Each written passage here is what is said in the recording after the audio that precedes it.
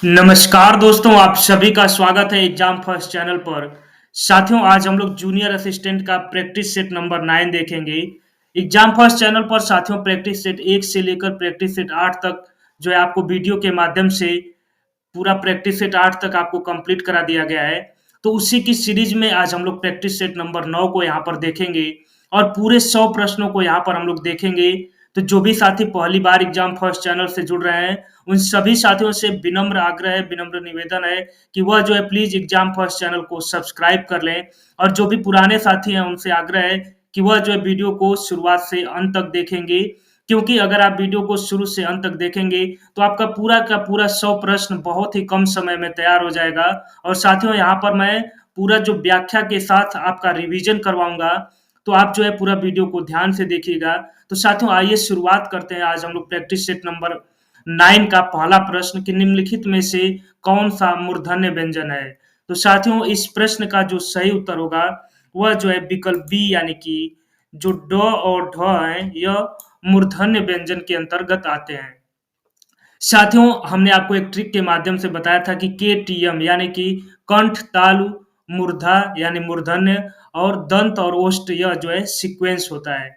तो यहाँ पर क वर्ग जो होता है वह कंठ से, फिर उसके बाद च वर्ग होता है वह जो है तालु से, और जो एम यानी कि मूर्धन्य होता है वह जो है ट वर्ग यानी कि ट, ठ, ड, ढ और अड़ा जो है यह मूर्धन्य के अंतर्गत आते हैं। और आपने एक जो है मूर्धन्य स के बारे में सुना होगा, तो वह जो है मूर्धन्य व्यंजन होता है। अब साथियों, अगला प्रश्न यहाँ पर हम देखेंगे, प्रश्न नंबर 2, यानी कि सघोष वर्ण कौन सा है। तो यहाँ पर हमको यह बताना है कि दिए गए वर्णों में सघोष वर्ण कौन सा है। तो साथियों, इस प्रश्न का जो सही उत्तर है वह जो है विकल्प सी, यानी कि ब जो है सघोष वर्ण होता है। जिन ध्वनियों के उच्चारण में स्वर तंत्रियों में कंपन होता है वे सघोष वर्ण कहलाते हैं, और हर वर्ग का तीसरा, चौथा और पांचवा अक्षर जो है सघोष व्यंजन होता है। प्रश्न नंबर 3 यहाँ पर देखेंगे कि प्रश्नवाचक चिन्ह कौन सा है। तो साथियों, इस प्रश्न का जो सही उत्तर है वह जो है विकल्प बी, यानी कि यह जो है प्रश्नवाचक चिन्ह का साइन है। आप सभी इसके बारे में जानते होंगे। प्रश्न नंबर 4 यहाँ पर देखेंगे कि निम्नलिखित में से कौन सी वर्तनी शुद्ध है, यानी कि इसमें आशीर्वाद जो है किस विकल्प में शुद्ध लिखा है। विकल्प ए, बी, सी और डी। तो साथियों, मैं चाहूंगा कि आप जो है इस प्रश्न का उत्तर जो है कमेंट बॉक्स में कमेंट कीजिएगा, क्योंकि यह बहुत ही आसान भी कर सकते हैं और यह टेक्निकल भी प्रश्न है। क्योंकि आपने कई बार आशीर्वाद लिखा और सुना जरूर होगा, लेकिन आप यहाँ पर बताएंगे कि इस प्रश्न का जो सही उत्तर कौन सा होगा, और अगर आप नहीं बताएंगे तो मैं पिंड में कमेंट कर दूंगा। बाकी अगला प्रश्न हम यहाँ पर देखेंगे, प्रश्न नंबर 5, कि दिए गए शब्दों में शुद्ध वर्तनी वाला शब्द है। तो इस प्रश्न का जो सही उत्तर है वह जो है विकल्प सी, यानी कि यहाँ पर जो सच्चिदानंद लिखा है यह शुद्ध वर्तनी वाला शब्द है। बाकी सर्वोत्तम, संसरीक और कीर्ति यह जो है गलत शब्द लिखे गए हैं। सर्वोत्तम में एक तो और यहाँ पर और रहेगा, एक लाइन रहेगी, संसारिक कोई शब्द नहीं होता है, तो यहाँ पर सांसारिक होगा। कीर्ति भी यहाँ पर मात्राएं गलत लिखी हैं। तो यहाँ पर शुद्ध वर्तनी वाला जो शब्द है वो यहाँ पर सच्चिदानंद है। प्रश्न नंबर 6 देखेंगे कि निम्न में संज्ञा शब्द कौन सा है। तो साथियों, संज्ञा शब्द हमको यहाँ पर बताना है। तो इस प्रश्न का जो सही उत्तर है वह जो है विकल्प ए, यानी कि गंगा जो है एक संज्ञा शब्द है। किसी वस्तु, प्राणी, स्थान, भाव आदि के नाम को संज्ञा कहते हैं। साथियों, संज्ञा जो है 5 प्रकार की होती है: व्यक्तिवाचक संज्ञा, जातिवाचक संज्ञा, और यहाँ पर द्रव्यवाचक संज्ञा, समूहवाचक संज्ञा और भाववाचक संज्ञा। तो यह संज्ञा के विभिन्न 5 प्रकार होते हैं, और यहाँ पर जो गंगा शब्द है यह संज्ञा को निरूपित करता है। हिंदी में कुल कितने सर्वनाम हैं। तो साथियों, इस प्रश्न का जो सही उत्तर है वह जो है विकल्प ई, यानी कि उपयुक्त में से कोई नहीं। यानी कि हिंदी में जो कुल सर्वनाम है वह जो है 11 है। यह स्वीकृत है कि कुल 11 हिंदी में सर्वनाम है। जैसे मैं, तू, आप, यह, वह, जो, सो, कोई, कुछ, कौन और क्या, यानी कि हिंदी में कुल सर्वनाम की संख्या 11 होती है। मीरा ने आधा लीटर दूध पी लिया में विशेषण बताना है। तो हमको यहाँ पर विशेषण बताना है, तो इस प्रश्न का जो सही उत्तर होगा साथियों वह जो है विकल्प सी यानी कि आधा लीटर दूध में जो है परिमाणवाचक यहाँ पर विशेषण है। क्योंकि यहाँ पर आधा लीटर जो है एक माप की वस्तु है, इसलिए यहाँ पर जो है परिमाणवाचक होगा। जैसे पौवा, सेरा, पसेरी, अद्धा, बहुत, कुछ, सब आदि जो है यह परिमाणवाचक विशेषण होते हैं। क्रियार्थक संज्ञा सदा किस रूप में रहती है? तो साथियों इस प्रश्न का जो सही उत्तर होगा वह जो है विकल्प बी यानी कि एक वचन पुल्लिंग के रूप में क्रियावाचक क्रियार्थक संज्ञा रहती है। जब क्रिया संज्ञा की तरफ व्यवहार में आती हो तो ऐसी क्रिया को क्रियार्थक संज्ञा कहते हैं। यह सदैव एक वचन पुल्लिंग में रहती है। जैसे टहलना स्वास्थ्य के लिए अच्छा है, यहाँ टहलना क्रियार्थक संज्ञा है। यानी कि यहाँ पर जो टहलना अगर देखा जाए तो एक क्रिया है, लेकिन यहाँ पर टहलना पर ही पूरा फोकस किया गया है कि टहलना स्वास्थ्य के लिए अच्छा है। तो यहाँ पर जो टहलना है वह एक वचन पुल्लिंग के रूप में प्रयोग की जाएगी। प्रश्न नंबर 10 देखेंगे कि अकर्मक धातुओं से बनने वाला और सदैव एक वचन पुल्लिंग और अन्य पुरुष की क्रिया वाला वाच्य कौन सा संभव है? तो आइए साथियों इस प्रश्न का जो सही उत्तर है वह देखते हैं यहाँ पर। तो इस प्रश्न का जो सही उत्तर होगा वह जो है विकल्प ए यानी कि भाववाचक।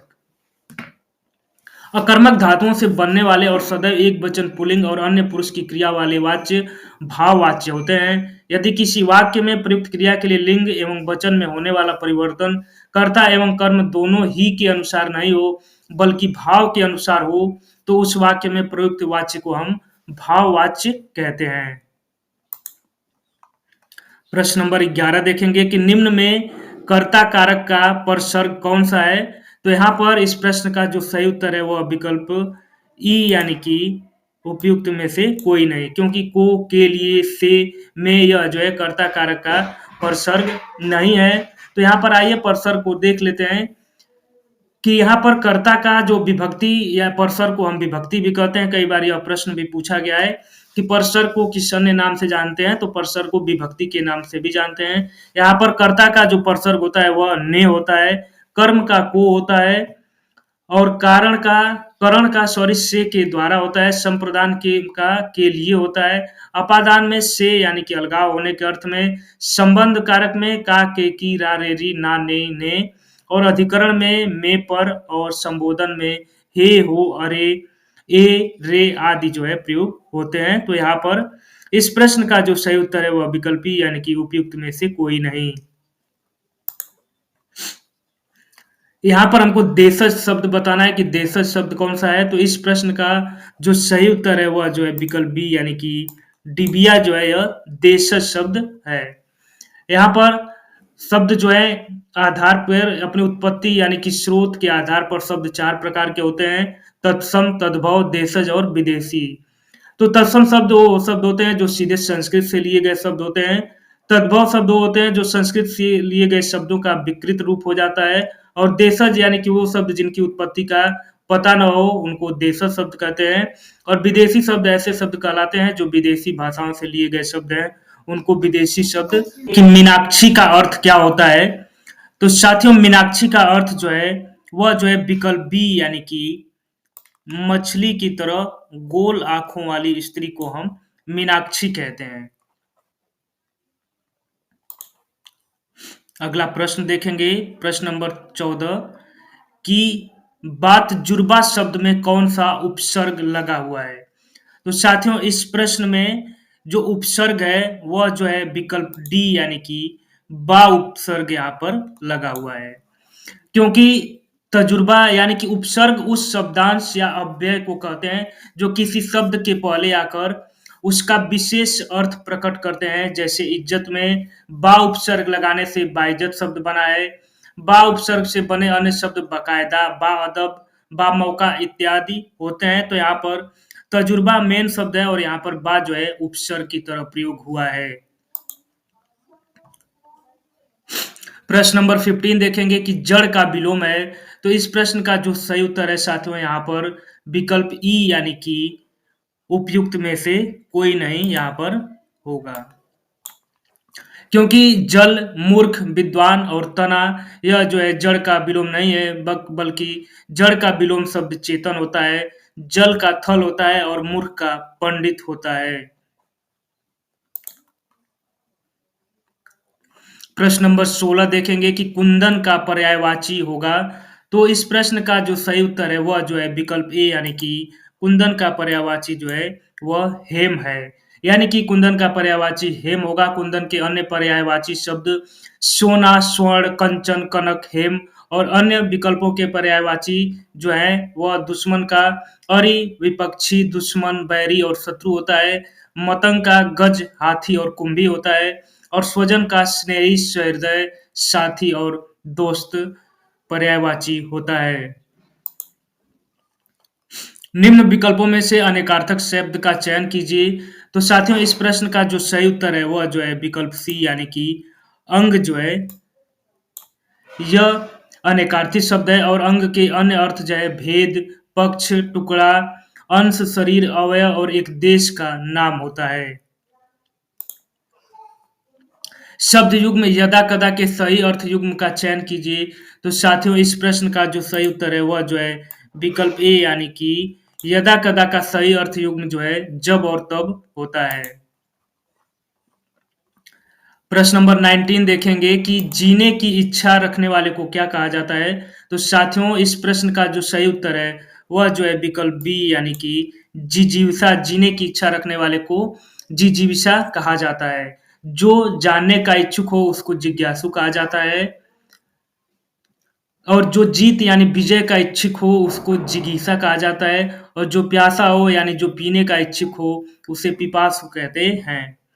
अगला प्रश्न देखेंगे यहाँ पर कि अभिधन उदय की संधि कीजिए। तो साथियों इस प्रश्न का जो सही उत्तर है वह जो है विकल्प ए यानी कि अभि और उदय की जो संधि होगी वह अभ्युदय होगी।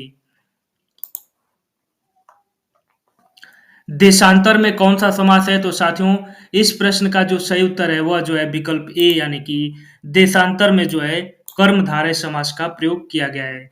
यानी कि देशांतर में कर्मधारय समास है और देशों के बीच जितनी डिग्री दूरी हो उसे देशांतर कहते हैं, अर्थात देशों के बीच का अंतर, अतः यहाँ पर कर्मधारय समास का प्रयोग किया गया है।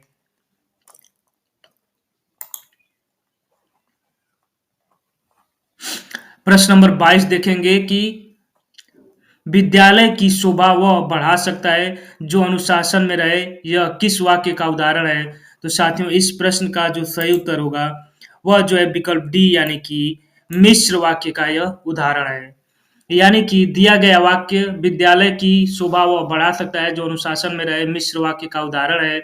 जिस वाक्य में मुख्य उद्देश्य और मुख्य विधेय के अलावा एक या अधिक समापिक क्रियाएं हो उसे मिश्र वाक्य कहते हैं। इसमें मुख्य उद्देश्य और मुख्य विधेय से जो वाक्य बनता है उसे मुख्य उपवाक्य और दूसरे वाक्य को आश्रित उपवाक्य कहते हैं। मिश्र वाक्य उपवाक्य प्रायः कि जो, जब, जहां, जिसने, ज्यों ही, जैसे, वैसे, यदि, तो इत्यादि व्याधिकरण समुच्चय बोधक अवयव से जुड़े होते हैं।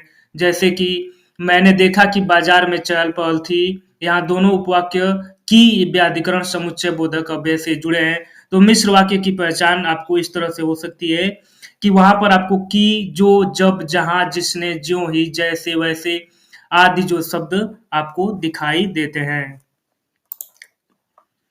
प्रश्न नंबर 23 देखेंगे कि निम्नलिखित में से किस रस का अस्थाई भाव रति है। तो साथियों इस प्रश्न का जो सही उत्तर होगा वह जो है विकल्प ए यानी कि श्रृंगार रस का अस्थाई भाव जो है रति होता है। और यहाँ पर आइए अन्य रसों का हम अस्थाई भाव देख लेते हैं। हास्य का हास होता है, रौद्र का क्रोध होता है, करुण का शोक होता है, विभत्स रस का अस्थाई भाव जुगुप्सा होता है, भयानक का भय होता है, वीर का उत्साह होता है और शांत का निर्वेद होता है, निर्वेद और अद्भुत रस का जो अस्थाई भाव है वह विस्मय होता है। प्रश्न नंबर 24 देखेंगे कि तरन तनुजा तट तमाल तरुवर बहुछाए, इस पंक्ति में कौन सा अलंकार है। तो साथियों इस प्रश्न का जो सही उत्तर है वह जो है विकल्प डी यानी कि यहाँ पर अनुप्रास अलंकार का प्रयोग किया गया है। तो आइए पूरा व्याख्या देखेंगे कि तरन तनुजा तट तमाल तरुवर बहुछाए में अनुप्रास अलंकार है क्योंकि पंक्ति में यहाँ पर तोम वर्ण की आवृत्ति बार बार हो रही है। और अनुप्रास अलंकार का जो परिभाषा होता है कि जहाँ किसी पंक्ति में एक ही वर्ण को अनेक बार आवृत्ति हो वहाँ अनुप्रास अलंकार होता है।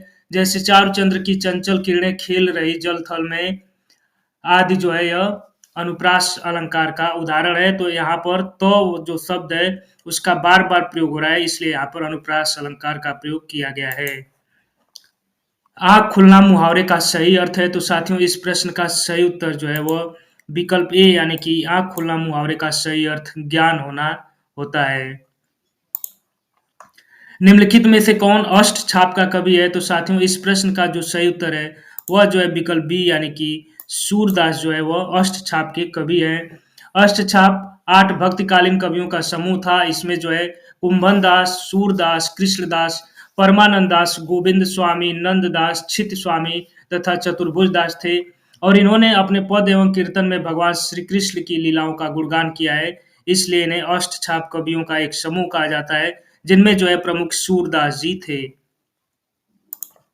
साथियों यहाँ पर प्रश्न नंबर 27 से प्रश्न नंबर 30 तक इस अनसीन पैसेजेस पर आधारित प्रश्न है। तो इस तरह के जो अनसीन पैसेज को करने का सबसे अच्छा तरीका होता है कि आप सबसे पहले प्रश्न को एक बार पढ़ लें, उसके बाद पैसेज को पढ़ें, तो आपको 99% आपका उत्तर जो है क्लियर हो जाता है। तो आइए देखते हैं कि आपको व्यापार के पीछे नहीं भागना पड़ेगा यदि आप तो इस प्रश्न का जो सही उत्तर है विकल्प सी यानी कि यदि आप अपना स्वभाव प्रसन्नतामय, उल्लासमय और हर्ष सामान्वित बना लेंगे, तो आपको जो है व्यापार के पीछे नहीं भागना पड़ेगा। अगले प्रश्न की तरफ बढ़ेंगे यहाँ पर कि उल्लास और परोपकार का भाव मन में लाने से कौन-सा परिवर्तन नहीं होगा? तो साथियों इस प्रश्न का जो सही उत्तर होगा वह जो है विकल्प बी यानी कि सुख का अभाव हो जाएगा, यानी कि विकल्प बी। आपका व्यवसाय दिन दूनी रात चौगुनी उन्नत करेगा। दिन दूनी रात चौगुनी उन्नति मुहावरे का कौन-सा सही अर्थ है? तो साथियों इस प्रश्न का जो सही उत्तर है वह जो है विकल्प डी यानी कि अच्छी तरक्की होना, दिन दूनी रात चौगुनी का अर्थ होता है। यहाँ पर प्रश्न नंबर 30 देखेंगे कि आनंद से परिपूर्ण आत्मा वाले मनुष्य के संपर्क में कौन-सा प्रभाव पड़ता है? तो इस प्रश्न का जो सही उत्तर है वह जो है विकल्प ए यानी कि लोग मुस्कान के द्वारा उसका स्वागत करते हैं। तो यहाँ पर 30 प्रश्न हमने हिंदी से देख लिया। अब यहाँ पर प्रश्न नंबर 31 से प्रश्न नंबर 45 तक रीजनिंग के प्रश्न हैं, तो उनको फिलहाल के लिए हम यहाँ पर स्किप करेंगे और जीएस या जीके के प्रश्नों को हम यहाँ पर प्रश्न नंबर 46 से यहाँ पर देखेंगे। रीजनिंग के लिए अलग से जो है प्रैक्टिस सेट आपको पूरा अलग से चैप्टर वाइज या जैसे भी कहेंगे आपको वहाँ पर करवाया जाएगा। तो यहाँ पर रीजनिंग के प्रश्नों को फिलहाल हम यहाँ पर स्किप करेंगे और प्रश्न नंबर जो है यहाँ पर देखिए प्रश्न नंबर 43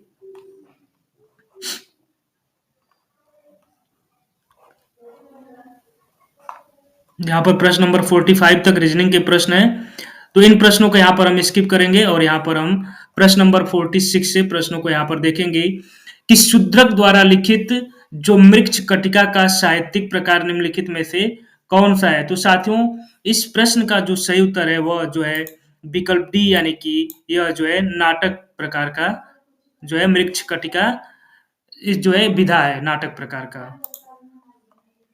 निम्नलिखित में से किस भारतीय स्वतंत्रता सेनानी ने हिंट्स फॉर सेल्फ कल्चर नामक पुस्तक लिखी थी? तो इस प्रश्न का जो सही उत्तर है वह विकल्प सी यानी कि लाला हरदयाल ने। भारतीय संविधान के किस संशोधन ने लोकसभा और विधानसभा दोनों में एंग्लो इंडियन के नामांकन को समाप्त कर दिया है? तो साथियों इस प्रश्न का जो सही उत्तर है वह विकल्प सी यानी कि 104वां संशोधन अधिनियम 2019 के तहत जो है कि लोकसभा और विधानसभा दोनों में एंग्लो इंडियन के नामांकन को अब जो है समाप्त कर दिया गया है। बैंकों के राष्ट्रीयकरण के प्रथम चरण के दौरान किस बैंक का राष्ट्रीयकरण नहीं किया गया था? तो साथियों इस प्रश्न का जो सही उत्तर है वह जो है विकल्प डी यानी कि प्रथम चरण में विजया बैंक का राष्ट्रीयकरण नहीं किया गया था। बैंकों के राष्ट्रीयकरण के प्रथम चरण यानी कि 1969 के दौरान जिन बैंकों का राष्ट्रीयकरण किया गया उनमें शामिल हैं Allahabad bank, Canara bank, United bank of India, UCO bank, syndicate bank, Indian overseas bank, bank of Baroda, Punjab national bank, bank of India, bank of Maharashtra, central bank of India, Indian bank, देना बैंक तथा यूनियन बैंक। तो उसमें जो है Vijaya bank शामिल नहीं था। अगला प्रश्न देखेंगे, प्रश्न नंबर 50 कि बैंक हैंड स्ट्रोक्स शब्द निम्नलिखित में से किससे जुड़ा है? तो बैक हैंड स्ट्रोक शब्द निम्नलिखित में से किससे जुड़ा है? तो इस प्रश्न का जो सही उत्तर है वह जो है विकल्प डी, यानी कि यह शब्द जो है टेनिस से जुड़ा हुआ है। विजयनगर की प्रचलित परंपराओं के अनुसार रॉय विजयनगर के शासकों को कहा जाता था, तो क्या कहा जाता था? तो साथियों, इस प्रश्न का जो सही उत्तर है वह विकल्प डी, यानी कि उनको जो है नरपति कहा जाता था। बंगाल का विभाजन 1905 में ब्रिटिश वायसराय कौन से ब्रिटिश वायसराय के द्वारा किया गया था? तो साथियों, यह जो है प्रश्न बहुत ही महत्वपूर्ण है और यह विभाजन जो है बंगाल का विभाजन लॉर्ड कर्जन के द्वारा किया गया था। पूरा व्याख्या देखेंगे कि बंगाल विभाजन लॉर्ड कर्जन के समय वर्ष 1905 में हुआ था और यह विभाजन लॉर्ड कर्जन ने प्रशासनिक सुधार के नाम पर लोगों में राष्ट्रवाद की भावना को नष्ट करने एवं हिंदुओं और मुसलमानों में फूट डालने के उद्देश्य से किया था। और बंगाल विभाजन के बाद बंगाल के लोगों ने स्वदेशी आंदोलन चलाया था और यह आंदोलन बंगाल विभाजन के विरोध में चलाया गया था। तो स्वदेशी आंदोलन जो है वह बंगाल विभाजन के विरोध में चलाया गया था। भारत में वंदे मातरम पत्रिका की स्थापना किसने की थी? तो साथियों, इस प्रश्न का जो सही उत्तर है वह जो है विकल्प सी, यानी कि अरविंद घोष ने। तो यहाँ पर देखते हैं, पूरा व्याख्या देखते हैं कि भारत में वंदे मातरम 1905 में अरविंद घोष द्वारा प्रकाशित एक अंग्रेजी भाषा का साप्ताहिक समाचार पत्र था और यह पहली बार 6 अगस्त 1906 को प्रकाशित हुआ था और इसकी स्थापना जो है बिपिन चंद्र पॉल ने की थी।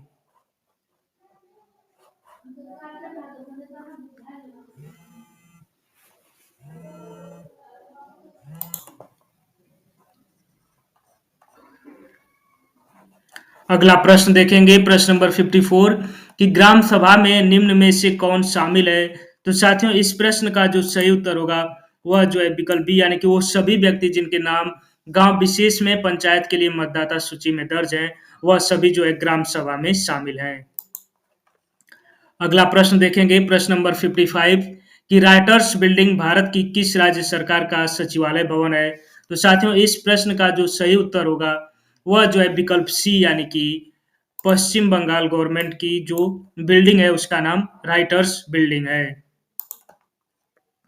प्रश्न नंबर 56 देखेंगे साथियों यहाँ पर कि निम्नलिखित में से हंगरी की राष्ट्रीय मुद्रा क्या है? तो साथियों, इस प्रश्न का जो सही उत्तर है वह जो है विकल्प ए, यानी कि हंगेरियन फोरिंट। प्रश्न नंबर 57 देखेंगे कि इनमें से कौन से राज्य पाल घाट दर्रे से आपस में जुड़े हुए हैं? तो साथियों, इस प्रश्न का जो सही उत्तर है वह जो है विकल्प बी, यानी कि केरल और तमिलनाडु। यह जो है पाल घाट दर्रे से आपस में जुड़े हुए हैं। निम्नलिखित में से कौन सी एक खरीफ की फसल है? प्रश्न नंबर 58, तो इस प्रश्न का जो सही उत्तर है वह जो है विकल्प ए, यानी कि कपास जो है खरीफ फसल, एक खरीफ की फसल है यहाँ पर। अंतर्राष्ट्रीय न्यायालय का मुख्यालय कहाँ है? तो प्रश्न 59 का जो सही उत्तर है वह जो है विकल्प ई, यानी कि उपयुक्त में से कोई नहीं। तो इसका सही उत्तर देखेंगे कि अंतर्राष्ट्रीय जो न्यायालय है उसका मुख्यालय कहाँ पर है? तो अंतर्राष्ट्रीय न्यायालय का जो मुख्यालय है वह द हेग नीदरलैंड में स्थित है। सबसे बड़ी अंतःस्रावी ग्रंथि कौन सी है? तो साथियों, इस प्रश्न का जो सही उत्तर होगा वह जो है विकल्प बी, यानी कि अवटु ग्रंथि जो है यह सबसे बड़ी अंतःस्रावी ग्रंथि है। प्रश्न नंबर 61 देखेंगे कि अल्फा किरणें हैं, तो अल्फा किरणें कैसी किरणें हैं? तो यह जो है साथियों यह विकल्प डी, यानी कि हीलियम के नाभिक की यह जो है किरणें है। तो देखा जाए तो वास्तव में अल्फा किरणें हीलियम के नाभिक होते हैं जिसमें 2 प्रोटॉन तथा 2 न्यूट्रॉन होते हैं। अब अगला प्रश्न देखेंगे, प्रश्न नंबर 62 कि निम्नलिखित में से कौन सी वह पहली मिसाइल है जिसे भारत में विकसित किया गया है? तो साथियों, इस प्रश्न का जो सही उत्तर है वह जो है विकल्प बी, यानी कि पृथ्वी मिसाइल पहली मिसाइल है जिसका विकास जो है भारत में किया गया है।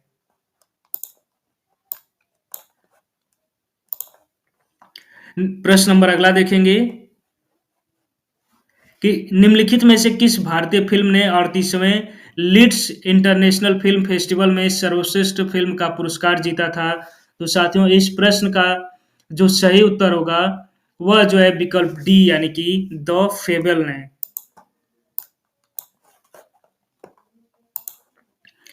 प्रश्न नंबर 64 देखेंगे कि वर्ष 2024 के किस दिवस की थीम विश्व भर में सम्मान और समझ को बढ़ावा देना है?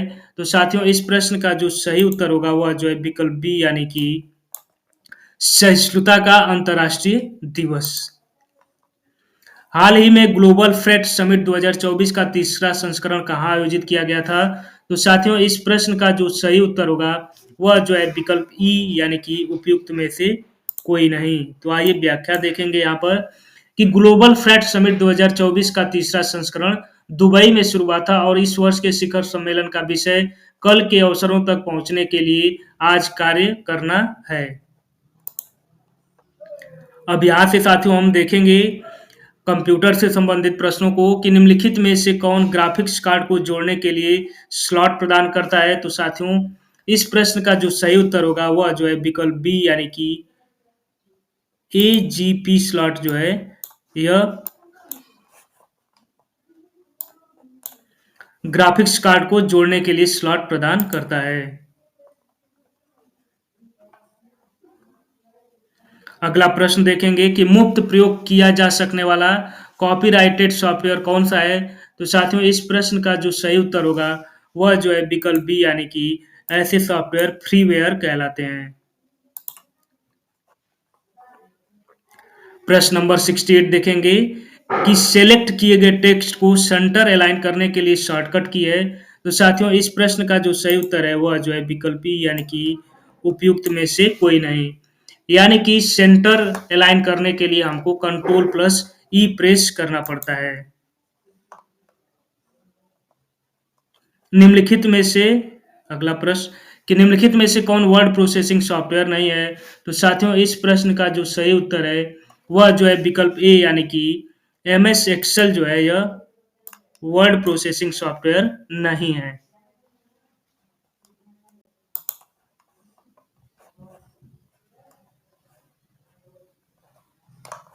अगला प्रश्न देखेंगे साथियों यहाँ पर कि वह पोर्ट जो डिजिटल उपकरणों में से डेटा स्थानांतरण के लिए एक प्रोटोकॉल है किस रूप में जाना जाता है? तो साथियों इस प्रश्न का जो सही उत्तर है वह जो है विकल्प बी यानी कि यूएसबी पोर्ट के रूप में जाना जाता है। निम्न में से कौन पेज प्रिंटर है जो बहुत ही सूक्ष्म स्याही कणों द्वारा अक्षर व आकृति बनाकर उच्च गुणवत्ता का आउटपुट देता है? तो साथियों इस प्रश्न का जो सही उत्तर है वह जो है विकल्प बी यानी कि लेजर प्रिंटर। अगला प्रश्न देखेंगे प्रश्न नंबर 72 कि बायोस एक प्रकार का सिस्टम सॉफ्टवेयर है जो मदरबोर्ड पर स्थित होता है और कहाँ पर स्टोर होता है? तो साथियों इस प्रश्न का जो सही उत्तर है वह जो है विकल्प सी यानी कि रीड ओनली मेमोरी यानी कि रोम में स्टोर होता है। अगला प्रश्न देखेंगे प्रश्न नंबर 73 कि निम्न उपकरण जीयूआई पर आधारित ओएस में सहायता देता है। तो साथियों इस प्रश्न का जो सही उत्तर है वह जो है विकल्प डी यानी कि उपरोक्त सभी यानी कि जीयूआई ओएस में जो है ये सारे उपकरण जैसे कि कीबोर्ड, टच बोर्ड, माउस आदि सभी जो है सहायता प्रदान करते हैं। और जीयूआई का मतलब साथियों ग्राफिकल यूजर इंटरफेस होता है जिसमें हम कीबोर्ड, माउस और टच पैड के माध्यम से इनपुट को इंटर करते हैं। अगला प्रश्न देखेंगे कि किसी अन्य वेब पेज से जुड़े वेब पेज पर एक ईमेल या आइकन को कहा जाता है, तो क्या कहा जाता है? तो साथियों इस प्रश्न का जो सही उत्तर होगा वह जो है विकल्प ई यानी कि उपयुक्त में से कोई नहीं। तो व्याख्या देखेंगे हाइपरलिंक पेज वेब पेज और वेबसाइटों के बीच नेविगेट करने के लिए उपयोग की जाने वाली प्राथमिक विधि है और हाइपरलिंक एक ही वेब पेज पर अन्य वेब पेजों, ग्राफिक्स फाइलों और अन्य स्थानों को इंगित करता है। जब टेक्स्ट हाइपरलिंक के रूप में उपयोग किया जाता है तो इसे आमतौर पर रेखांकित किया जाता है या एक अलग रंग नीला के रूप में प्रकट होता है। लिब्रे ऑफिस कैल्क में सबसे अंतिम सेल का एड्रेस क्या होता है? तो साथियों इस प्रश्न का जो सही उत्तर है वो जो है विकल्प बी यानी कि AMJ104856। प्रश्न नंबर 76 देखेंगे कि एसईओ का पूर्ण रूप क्या है? तो साथियों इस प्रश्न का जो सही उत्तर होगा वह जो है विकल्प ए यानी कि एसईओ का पूर्ण रूप जो है वह सर्च इंजन ऑप्टिमाइजेशन होता है।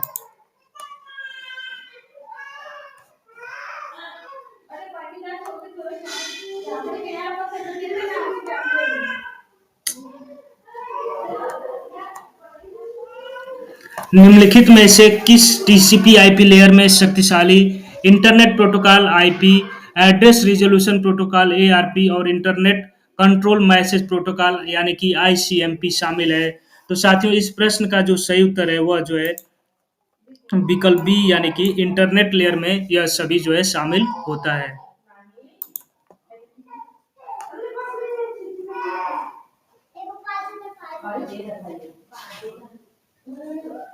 अगला प्रश्न देखेंगे। प्रश्न नंबर 78 की उमंग ऐप का क्या उद्देश्य है? तो साथियों इस प्रश्न का जो सही उत्तर होगा वह जो है विकल्प ए यानी कि फास्ट ट्रैक मोबाइल गवर्नेंस के लिए उमंग ऐप का प्रयोग किया जाता है। अगला प्रश्न यहाँ पर देखेंगे कि साइबर सुरक्षा किसकी सुरक्षा करती है? तो साथियों इस प्रश्न का जो सही उत्तर है वह जो है विकल्प बी यानी कि साइबर सुरक्षा इंटरनेट से जुड़े सिस्टम की सुरक्षा करती है। अगला प्रश्न देखेंगे कि इंटरनेट पर यूजर कनेक्टिविटी पर नजर रखता है और किसी अन्य व्यक्ति के लिए पृष्ठभूमि में उस इंफॉर्मेशन को प्रसारित करता है। तो साथियों इस प्रश्न का जो सही उत्तर है वह जो है विकल्प बी यानी कि उसे जो है स्पाईवेयर कहा जाता है। अब यहाँ से प्रश्न नंबर 81 से हम यहाँ पर देखेंगे कि उत्तर प्रदेश के निम्नलिखित में से किस शहर में वन क्षेत्र नहीं है? तो साथियों इस प्रश्न का जो सही उत्तर होगा वह जो है विकल्प सी यानी कि जौनपुर में वन क्षेत्र नहीं है। उत्तर प्रदेश के जौनपुर शहर में साथियों वन क्षेत्र नहीं है। गाजीपुर और बलिया में भी कोई वन भूमि नहीं है। अगला प्रश्न देखेंगे प्रश्न नंबर 82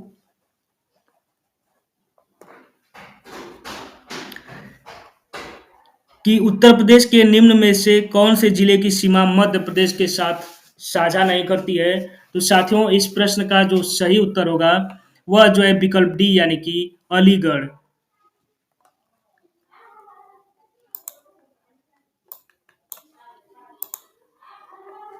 प्रश्न नंबर 83 देखेंगे कि उत्तर प्रदेश का सबसे बड़ा वन्यजीव अभयारण्य कौन सा है?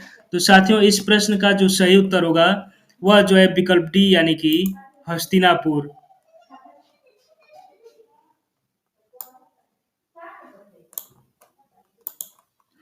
प्रश्न नंबर 84 देखेंगे कि गंगा नदी उत्तर प्रदेश में किस जनपद से प्रवेश करती है? तो साथियों इस प्रश्न का जो सही उत्तर होगा वह जो है विकल्प ए यानी कि बिजनौर से। गंगा नदी उत्तर प्रदेश के बिजनौर जनपद में प्रवेश करती है और उत्तर प्रदेश के 28 जिलों से होकर बहती है। गंगा नदी के किनारे स्थित उत्तर प्रदेश के प्रमुख शहर प्रयागराज, वाराणसी, कानपुर, कन्नौज, मिर्जापुर, बलिया आदि है और भारत सरकार द्वारा नवंबर 2008 में गंगा नदी को भारत की राष्ट्रीय नदी घोषित किया गया है। अगला प्रश्न देखेंगे। प्रश्न नंबर 85 कि उत्तर प्रदेश में निम्नलिखित में से किस जिले में बाबू गेंदा सिंह गन्ना शोध संस्थान स्थित है? तो साथियों इस प्रश्न का जो सही उत्तर होगा वह जो है विकल्प ए यानी कि कुशीनगर में बाबू गेंदा सिंह गन्ना शोध संस्थान स्थित है। अब अगला प्रश्न साथियों यहाँ पर देखेंगे।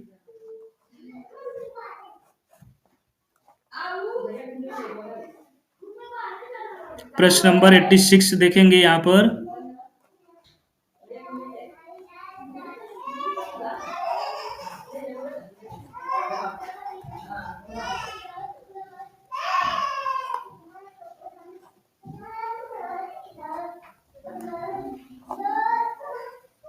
उत्तर प्रदेश राज्य में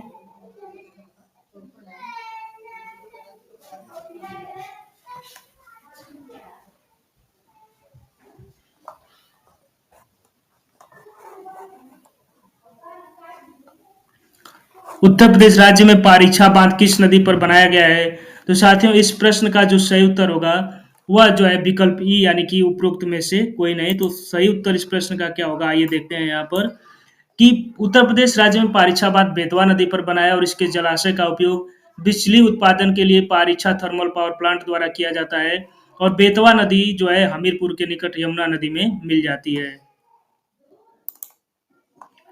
प्रश्न नंबर 87 देखेंगे यहाँ पर कि चमड़े के कार्यों के लिए उत्तर प्रदेश का कौन सा जिला प्रसिद्ध है? तो साथियों इस प्रश्न का जो सही उत्तर होगा वह जो है विकल्प ए यानी कि चमड़े के कार्यों के लिए उत्तर प्रदेश का आगरा जिला जो है वह साथियों फेमस है। अगला प्रश्न देखेंगे यहाँ पर प्रश्न नंबर 88 कि सितंबर 1989 में न्यूज प्रिंट प्रोजेक्ट की स्थापना कहाँ पर हुई थी? तो साथियों इस प्रश्न का भी जो सही उत्तर है वह जो है विकल्प बी यानी कि मुरादाबाद।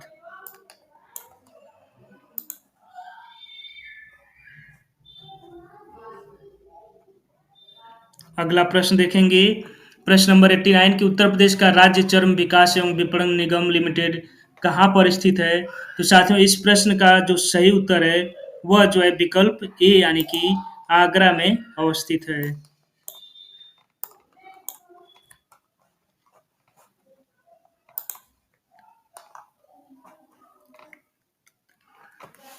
अगला प्रश्न देखेंगे कि घाटमपुर तापीय ऊर्जा केंद्र कहाँ पर अवस्थित है? तो साथियों इस प्रश्न का जो सही उत्तर है वह जो है विकल्प ए यानी कि कानपुर में अवस्थित है। परमहंस योगानंद गिरी जिन्होंने पश्चिम को योग के ज्ञान से परिचित किया का जन्म कहाँ पर हुआ था? तो साथियों इस प्रश्न का जो सही उत्तर है वह जो है विकल्प सी यानी कि गोरखपुर में उनका जन्म हुआ था। निम्नलिखित में से किस नृत्य शैली में एक महिला नर्तकी नृत्य करते समय अपने सिर के ऊपर रोशन दीपकों के एक स्तंभ को संतुलित करती है? तो साथियों इस प्रश्न का जो सही उत्तर होगा वह जो है विकल्प सी यानी कि चरकुला नृत्य कहलाता है।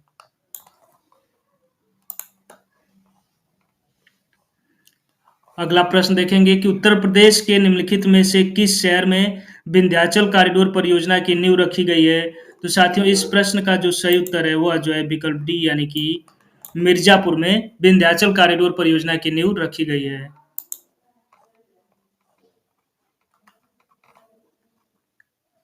अगले प्रश्न की तरफ बढ़ेंगे यहाँ पर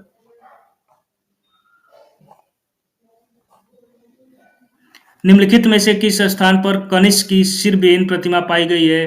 तो साथियों इस प्रश्न का जो सही उत्तर है वह जो है विकल्प बी यानी कि मथुरा में कनिष्क की सिरबेन प्रतिमा पाई गई है। जनजातीय नृत्य सोरा नृत्य उत्तर प्रदेश के किस जिले से संबंध रखता है? तो साथियों इस प्रश्न का जो सही उत्तर है वह जो है विकल्प बी यानी कि ललितपुर से संबंध रखता है। उत्तर प्रदेश राज्य लोक सेवा आयोग के व्यय को किस पर भारित करता है?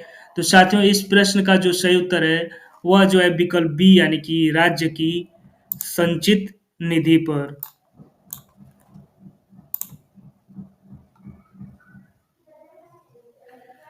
प्रश्न नंबर 97 देखेंगे कि 2011 की जनगणना के अनुसार उत्तर प्रदेश की कितनी प्रतिशत आबादी ग्रामीण क्षेत्र में रहती है? तो साथियों इस प्रश्न का जो सही उत्तर है वह जो है विकल्प ई यानी कि उपयुक्त में से कोई नहीं। तो हम पूरा व्याख्या देखेंगे कि जनगणना 2011 के अनुसार उत्तर प्रदेश की कुल जनसंख्या का 77.73% लोग ग्रामीण क्षेत्र में निवास करते हैं और कुल जनसंख्या में 15,53,17,278 लोग ग्रामीण इलाके में रहते हैं, जिसमें पुरुषों की संख्या करीब करीब 8 करोड़ तथा महिलाओं की संख्या 7 करोड़ के आसपास है।